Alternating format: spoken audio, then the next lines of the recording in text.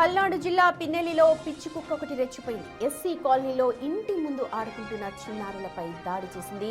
పిచ్చి కుక్క దాడిలో ఇద్దరు చిన్నారులకు కూడా తీవ్ర గాయాలయ్యాయి. గాయపడిన ఇద్దరు చిన్నారులను కాటూరు హాస్పిటల్కి తరలించారు. ఇద్దరి చిన్నారుల దవడ వీపుపై దాడి చేసింది ఆ కుక్క.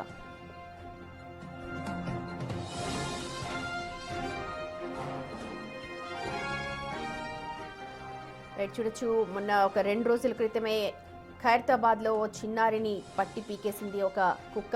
ఇవాళ ఒక పిచ్చి కుక్క పల్నాడు జిల్లాలో ఇద్దరు చిన్నారులపై దాడి చేసింది. అవే దృశ్యాలు ప్రస్తుతం మీరు స్క్రీన్ మీద చూస్తున్నారు. ఇద్దరు చిన్న పిల్లలపై దాడి చేసి స్వైర విహారం చేసింది.